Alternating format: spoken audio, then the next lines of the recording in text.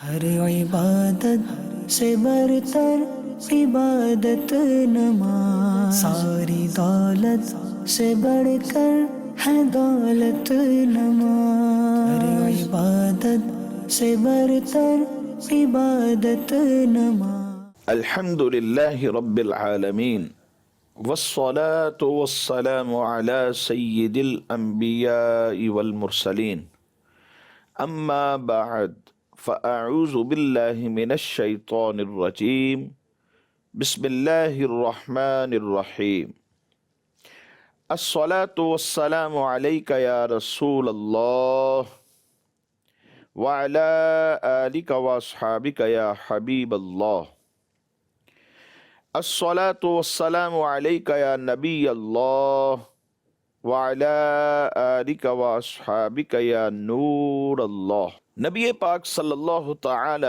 علیہ وآلہ وسلم کا فرمان عالی شان ہے، زینوا مجالسکم بالصلاة علی فإن صلاتکم علی نور لکم یوم القیامہ، او کما قال علیہ الصلاة والسلام۔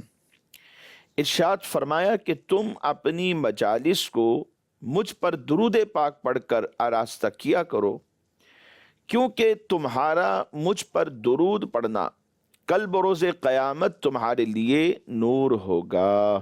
صلو علی الحبیب صلی اللہ تعالی علی محمد صلی اللہ علیہ وسلم۔ پیارے اسلامی بھائیوں، مدنی چینل کے ناظرین، الحمدللہ ہم آج پھر اپنے سلسلے احکام نماز میں حاضر ہیں۔ آپ کو خوش آمدید کہتے ہیں۔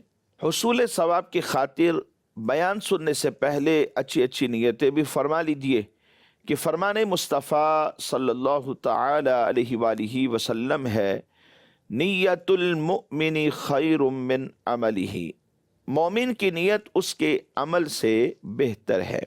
مدنی چینل کے ناظرین، انسان جب کفر و گمراہی کی تاریکیوں اور ظلمتوں کے بھنور سے نکل کر ایمان اور یقین کی روشنی کی طرف آ جاتا ہے تو اس کے لیے یہ بات ضروری ہو جاتی ہے کہ وہ ایمان کے تمام مقتضیات، ایمان کے تمام مطالبات کو بغیر کسی پس و پیش کے، بغیر کسی قیل و کال کے، بصد خلوص و شوق بجا لایا کرے۔ اسلام کے عالی شان محل میں جیسے ہی داخل ہوتا ہے، داخل ہوتے ہی بندے کے اوپر سب سے پہلا جو مطالبہ ہے وہ نماز کا ہوتا ہے۔ نماز اسلام کے من جملہ ارکان میں سے ایک اہم رکن ہے۔ نماز مومن کی پہچان ہے، اسلامی شعار ہے۔ یہی وہ حد فاصل ہے کہ جس کی بنا پر مسلمان اور کافر کے درمیان ایک امتیازی سرحد قائم رہتی ہے۔ نماز ہے تو گویا دین ہے، نماز ہے تو ایمان ہے، اسلام ہے، نماز نہیں تو کچھ بھی نہیں۔ چنانچہ فرمایا گیا کہ نماز دین کا ستون ہے، جس نے اس کی اقامت کا التزام کر لیا تو اس نے گویا کہ دین کو قائم کیا، اور جس نے اسے ترک کر دیا تو گویا اس نے دین کو منہدم کر دیا۔ دین کی جو عمارت ہے اس نے اسے گرا دیا۔ اور یاد رکھیں کہ نماز افضل ترین عبادات میں سے ہونے کے ساتھ ساتھ اظہار عبدیت، اظہار بندگیت کا ایک بہترین ذریعہ ہے۔ نماز میں مومن بندہ بارگاہ الہی میں اپنی جبین نیاز خم کر کے اپنی محتاجی کا اقرار کرتا ہے اور اپنے معبود کی شان، اس کی بڑائی اور عظمت و کبریائی کا اعتراف کرتا ہے۔ چنانچہ یہ بھی کہا گیا کہ نماز مومن کی معراج ہے۔ قرآن کریم میں بے شمار مقامات پر اقیم الصلاۃ کا خطاب کہہ کر نماز کی اہمیت کو اجاگر کیا گیا اور یہ حکم دیا گیا کہ نماز کو قائم کرو۔ ان گنت احادیث مبارکہ ہیں، ان میں نماز کی فضیلت کو بیان کیا گیا ہے۔ نماز اہم ترین فرض ہے، کسی بھی صورت اس سے خلاصی یہ ممکن نہیں ہے۔ انسان جس حال میں بھی ہو، خواہ وہ اقامت پذیر ہے، وہ دوش سفر پر سوار ہے، صحت یاب ہے، تندرست ہے، یا مبتلا مرض ہے، یا بستر مرگ پر ہی کیوں نہ یہ آخری لمحات گن رہا ہو، بہر صورت اس مسلمان پر، اس انسان کے اوپر نماز کی ادائیگی یہ لازم ہوتی ہے، نماز معاف نہیں ہوتی۔ میدان کارزار ہو، طبلِ جنگ بجا دیا گیا ہو، تلواریں نیام سے نکل کر چمک رہی ہوں اور گمسان کا رن پڑا ہو، تب بھی نماز کا جو فریضہ ہے یہ ایک بندہ مومن کے اوپر سے، جس کے اوپر نماز فرض ہے، اس کے اوپر سے ساقط نہیں ہوتا۔ ہاں، کیفیت ادا میں سہولت کے لیے تغیر ضرور آئے گا کہ مسافر 2 رکعت ہی پڑھ لے، یعنی اسے قصر کی اجازت ہے کہ 4 رکعت فرض والی جو نماز ہے اس کے اندر یہ 2 رکعت پڑھتا ہے، اور اسے یہ قصر کرنے کی شریعت مطہرہ نے اجازت دی ہے۔ اور اگر یہ مریض ہے، کھڑا ہو کر نماز نہیں پڑھ سکتا، رکوع و سجود پر قادر نہیں، تو بیٹھ کر پڑھ سکتا ہے۔ بیٹھ کر نہیں پڑھ سکتا تو لیٹ کر اشاروں کے ساتھ بھی نماز کو پڑھ سکتا ہے، لیکن نماز پڑھنا اس کے اوپر یہ ضروری ہے۔ اگر اشارے کی سکت بھی ختم ہو جائے تو فدیہ دینے کا حکم ہے۔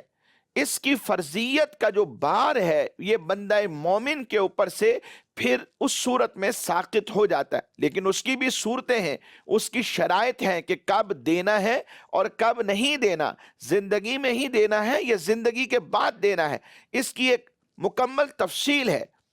لیکن نماز جو ہے یہ بندہ مومن کے اوپر سے ساقط نہیں ہوتی، اس پر لازم رہتی ہے۔ ہاں، اس کے ادائیگی میں سہولت کے اعتبار سے اور اس کی جو ممکنہ صورت ہوتی ہے اس کے اعتبار سے تغیر ضرور لازم آتا ہے، اور شریعت مطہرہ اس حساب سے بندے کو رخصت دیتی ہے، کیونکہ دین میں آسانی ہے۔ ان الدین یسر، بے شک دین آسان ہے۔ یرید اللہ بکم اليسر ولا یرید بکم العسر، بے شک اللہ تبارک و تعالی تم سے آسانی کا ارادہ فرماتا ہے، وہ آسانی چاہتا ہے، مشکل یا پریشانی یا تنگی اس کا ارادہ نہیں فرماتا۔ رب کائنات نے ہمارے لیے دین کو آسان بنا دیا، اور ہر مومن کو جو احکام دیے گئے ہیں اس کی طاقت کے مطابق ہیں۔ لا یکلف اللہ نفسا الا وسعها۔ الغرض یہ کہ ذخیرہ احادیث میں جہاں نماز کی فضیلت اور اہمیت کا بیان کر کے اس کی ترغیب دلائی گئی ہے، وہیں پر اس سے غفلت و بے اعتنائی برتنے پر سخت وعیدیں بھی سنائی گئی ہیں۔ چنانچہ قصدن نماز کو ترک کرنے والوں کو سخت کبیرہ گناہ کا ارتکاب کرنے والا کہا گیا ہے۔ قرآن کریم میں بھی جہنمیوں کے جہنم میں جانے کی جو ایک وجہ ہے وہ نماز کو چھوڑ دینا بتایا گیا ہے۔ یعنی جہنمیوں کے جہنم میں جانے کی وجوہات بہت ساری ہیں، ان میں سے ایک وجہ یہ بھی ہوگی کہ بندے پر اللہ تبارک و تعالیٰ نے جو نماز فرض کی ہے یہ اس نماز میں غفلت برتتا رہا، اسے ترک کرتا رہا، اسے چھوڑتا رہا، اسی وجہ سے اسے جہنم کی آگ کا ایندھن بننا پڑا۔ اسی لیے ہم سب پر لازم ہے، ایمان والوں پر لازم ہے کہ اپنی ذات کو جہنم کی آگ کا ایندھن بننے سے محفوظ کرنے کے لیے اور اللہ تبارک و تعالیٰ کو اس دنیا میں ہی رہتے ہوئے راضی کرنے کے لیے اس کے احکام پر عمل کیا جائے۔ اور نماز ایک اہم فرض ہے۔ اگر ہم نماز کی ادائیگی جیسی ہونی چاہیے ویسی کریں گے اور اس میں غفلت کا مظاہرہ نہیں کریں گے اور نماز کو ترک نہیں کریں گے، چھوڑیں گے نہیں، تو اللہ تبارک و تعالیٰ کی رضا حاصل ہوگی۔ اور جسے بھی اس دنیا میں اللہ تبارک و تعالیٰ کی رضا ملی ہے، اس کی خوشنودی ملی ہے، اس کے لیے دنیا کی زندگی بھی کامیاب ہے اور آخرت میں بھی وہ کامیاب ہو جائے گا۔ مدنی چینل کے ناظرین، آئیے آج کے سلسلے میں چند ایک احکام نماز کو بھی شامل کرتے ہیں۔ گزشتہ سلسلوں میں ہم احکام جمعہ پر گفتگو کر رہے تھے، تو آج اسی اعتبار سے ہم ایک سوال جو ابتدا میں ہی شامل کرنے جا رہے ہیں، اس کا عنوان یہ ہے کہ جمعہ اور عیدین دونوں کے خطبوں کے درمیان جو بیٹھا جاتا ہے یہ کتنی دیر بیٹھنا چاہیے؟ ایک خطبہ دینے کے بعد خطیب صاحب تھوڑی دیر کے لیے بیٹھتے ہیں، پھر اس کے بعد دوبارہ کھڑے ہوتے ہیں اور دوسرا خطبہ دیتے ہیں، تو درمیان میں جو بیٹھا جاتا ہے یہ کتنی دیر بیٹھنا چاہیے؟ اس حوالے سے ہمارے فقہا لکھتے ہیں کہ جمعہ اور عیدین ان دونوں کے خطبوں کے درمیان جو بیٹھا جاتا ہے اس میں کم سے کم 3 آیت کی مقدار بیٹھ جانا یہ سنت ہے، اور اگر ہم چاہتے ہیں کہ سنت کا ثواب ملے تو کم سے کم 3 آیت کی مقدار ہمیں بیٹھ کر پھر دوسرے خطبے کے لیے اٹھنا چاہیے، تو اس طرح سنت کا ثواب بھی مل جائے گا۔ اور دوسرا سوال جو شامل سلسلہ کرنے جا رہے ہیں وہ یہ ہے کہ جمعہ کے روز عربی کا جو خطبہ دیا جاتا ہے، امام صاحب ممبر کے اوپر کھڑے ہو کر جو خطبہ دیتے ہیں، یہ سننا فرض ہے یا یہ واجب ہے؟ اس حوالے سے ہمارے علماء نے یہ لکھا کہ جب خطبہ پڑھا جائے تو تمام حاضرین پر سننا اور خاموش رہنا یہ فرض ہے۔ مزید ایک سوال شامل سلسلہ کرتے ہیں، کیا خطبہ جو جمعہ والا دن پڑھا جاتا ہے، خطیب صاحب ممبر پر کھڑے ہو کر عربی میں خطبہ دیتے ہیں، کیا یہ عربی کے علاوہ کسی اور زبان میں بھی دیا جا سکتا ہے یا نہیں؟ جمعہ کی نماز قائم کرنے کے لیے خطبہ دینا یہ شرط کا درجہ رکھتا ہے، جبکہ جمعہ اور عید کا خطبہ عربی زبان میں ہونا یہ سنت متوارثہ ہے۔ عربی کے علاوہ کسی اور دوسری زبان کے اندر یہ دے دینا یہ مکروہ ہے اور سنت متوارثہ کے بالکل خلاف ہے، کیونکہ دور رسالت صلی اللہ تعالی علیہ وآلہ وسلم سے ہی اگر آپ دیکھتے ہیں تو اس وقت سے لے کر مسلمانوں کا یہی معمول رہا ہے کہ جمعہ اور عیدین کے جو خطبے ہیں یہ عربی زبان میں دیے جاتے ہیں، اس لیے جمعہ اور عیدین کا جو خطبہ ہے وہ عربی زبان میں ہی دینا چاہیے۔ اس کے برخلاف اگر کریں گے تو یہ کرنا مکروہ ہے اور سنت متوارثہ کا خلاف ہے۔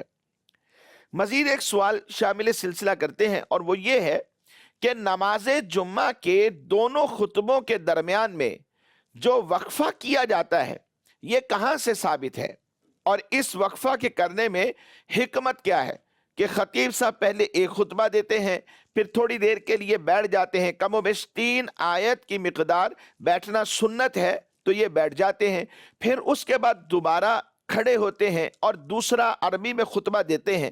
یہ بیچ میں جو وقفہ کیا جاتا ہے اور خطیب صاحب بیٹھ جاتے ہیں یہ کہاں سے ثابت ہے اور اس میں حکمت کیا ہے؟ سب سے پہلے یہ بات ذہن میں رکھیں کہ مسلمان کے لیے کسی بھی کام کے کرنے یا نہ کرنے کا جو سب سے بڑا معیار ہے وہ اتباع رسول صلی اللہ تعالی علیہ وآلہ وسلم ہی ہوتی ہے۔ اتباع رسول علیہ الصلاۃ والسلام کے بعد مزید کسی حکمت کی حاجت نہیں ہوتی، اور یہ دونوں خطبوں کے درمیان میں بیٹھنا یہ نبی پاک صلی اللہ تعالی علیہ وآلہ وسلم سے ثابت ہے، اور حدیث مبارک کے اندر اس طرح عمل موجود ہے۔ صحیح بخاری شریف کی حدیث مبارک ہے، حضرت عبداللہ ابن عمر رضی اللہ تعالیٰ عنہ سے مروی ہے، آپ کہتے ہیں کہ نبی پاک صلی اللہ تعالیٰ علیہ وآلہ وسلم 2 خطبے ارشاد فرماتے اور ان دونوں کے درمیان میں بیٹھا کرتے تھے۔ اب جب یہ بات ثابت ہے کہ سرکار دو عالم صلی اللہ تعالیٰ علیہ وآلہ وسلم 2 خطبوں کے درمیان میں آپ بیٹھا کرتے تھے تو مزید ہمیں کسی حکمت کی ضرورت نہیں ہے کہ وہ تلاش بھی کریں یا ہمیں مل بھی جائے۔ اگر تلاش کریں مل جائیں تو فابیہا، نہ ملے تو تب بھی ہمیں اس پر عمل کرنا ہے، ہمیں کسی اور حکمت کی ضرورت نہیں، بس یہی ضروری ہے کہ سرکار دو عالم صلی اللہ تعالی علیہ وآلہ وسلم سے یہ عمل ثابت ہے۔ البتہ علماء نے اس کی بعض حکمتیں بھی بیان فرمائی ہیں، جیسا کہ فتح الباری کے اندر یہ حکمتیں موجود ہیں۔ فرمایا کہ ان دونوں خطبوں کے درمیان جو بیٹھا جاتا ہے اس میں علماء آپس میں مختلف ہیں کہ اس کی حکمت کیا ہے۔ اچھا، ایک حکمت یہ ہے کہ دونوں کے درمیان بیٹھنا یہ فاصلے کے لیے ہوتا ہے تاکہ پتہ چل جائے کہ دو خطبے ہیں، پہلا یہاں سے یہاں تک اور دوسرا یہاں سے یہاں تک، اور بیچ میں بیٹھنا دونوں میں فاصلے کے لیے ہوتا ہے۔ اور دوسری حکمت آپ نے یہ بیان فرمایا کہ اس لیے بیٹھا جاتا ہے تاکہ سکون اور راحت حاصل کیا جائے۔ پہلے کھڑے ہو کر خطبہ دیا، پھر تھوڑی دیر کے لیے بیٹھ کر سکون اور راحت حاصل کی، پھر اس کے بعد دوبارہ کھڑے ہو گئے اور کھڑے ہو کر دوسرا خطبہ دیا، تو یہ سکون اور راحت کے لیے ہے۔ یہ دو حکمتیں عام طور پر بیان کی جاتی ہیں۔ بہرحال حکمت نہ بھی نظر آئے تو ہمارے لیے صرف یہی کافی ہے کہ نبی پاک صلی اللہ تعالی علیہ وآلہ وسلم کا اس پر عمل رہا، اور اتباع رسول صلی اللہ علیہ وسلم کے پیش نظر اگر ہم عمل کرتے ہیں تو انشاءاللہ پورا اجر بھی پائیں گے۔ مزید ایک اور سوال شامل سلسلہ کرتے ہیں۔ وہ سوال یہ ہے کہ اگر کوئی شخص خطبہ میں پہنچ ہی نہ سکا لیکن جماعت میں شامل ہو گیا، یعنی کسی وجہ سے تاخیر ہو گئی، خطبہ میں بھی پہنچ نہ سکا، ادھر جماعت کھڑی ہونے لگی تو تب یہ پہنچا اور جماعت میں شامل ہو گیا، تو کیا اس کی نماز ہو جائے گی حالانکہ اس نے خطبہ نہیں سنا؟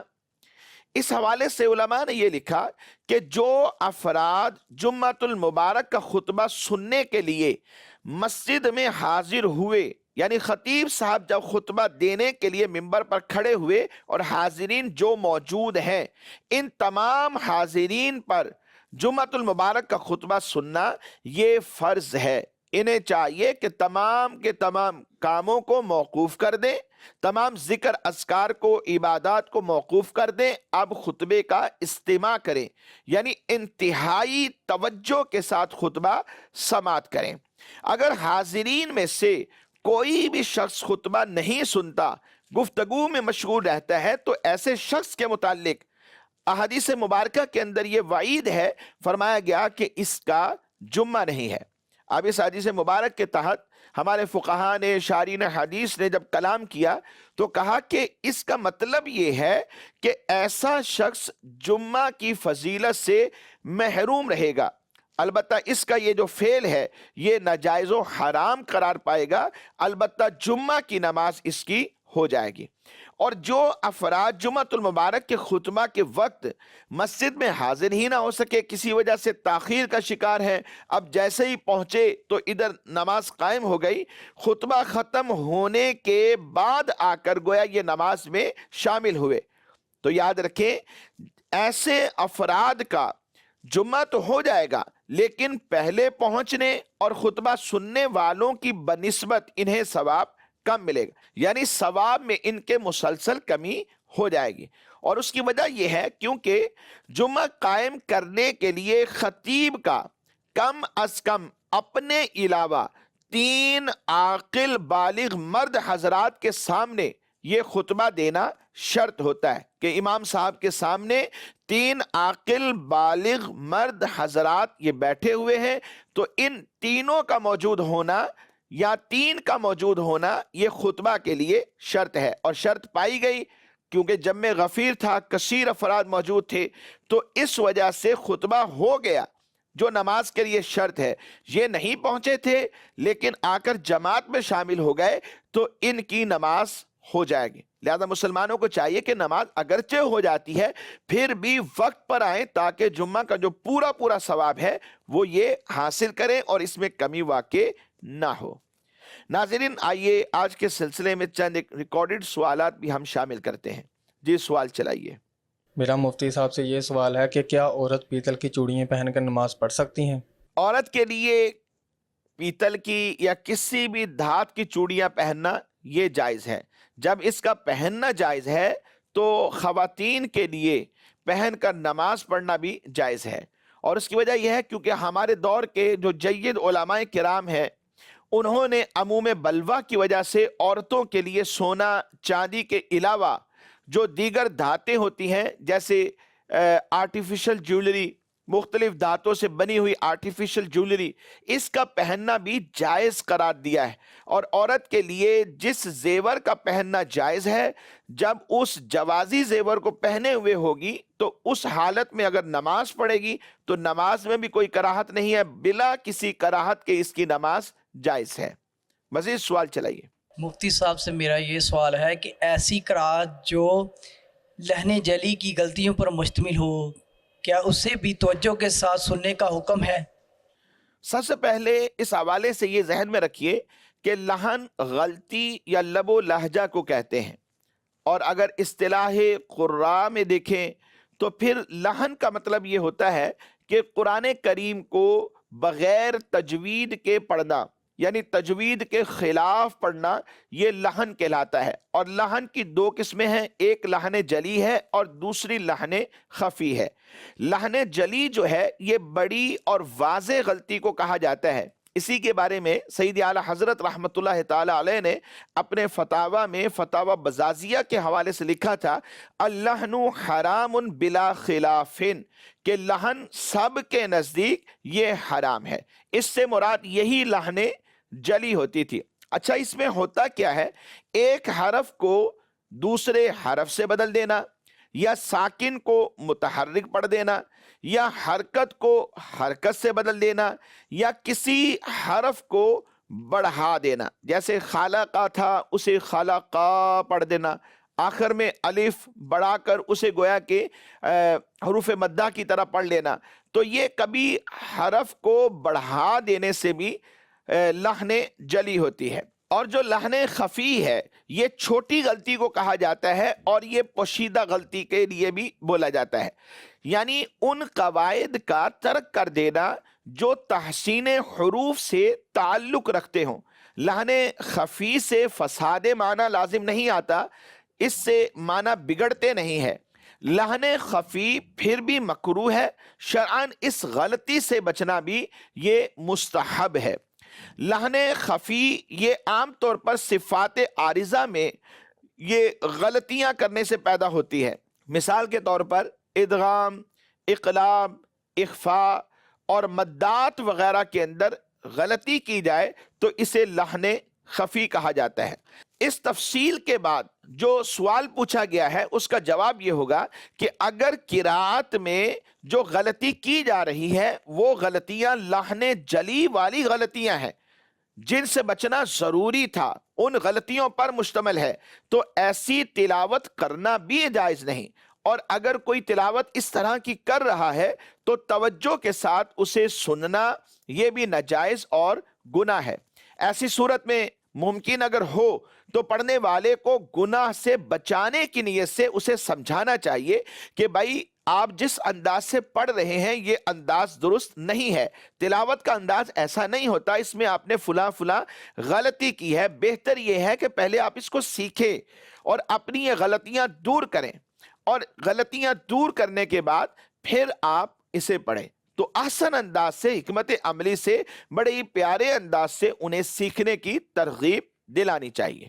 مدنی چینل کے ناظرین، ہمارے آج کے سلسلے کا وقت اختتام کو پہنچا۔ ہم آپ سے اجازت چاہتے ہیں، دعا گو ہیں اللہ تبارک و تعالی ہم سب پر اپنا رحم و کرم فرمائے، اپنے فضل و رحمت کا صدقہ ہم سب کو عمل کی بھی توفیق نصیب فرمائے، آمین بجاہ النبی الامین صلی اللہ تعالی علیہ وآلہ وصحابہ وبارک وسلم۔ ہر عبادت سے برتر عبادت نماز، ساری دولت سے بڑھ کر ہے دولت نماز، ہر عبادت سے برتر عبادت نماز۔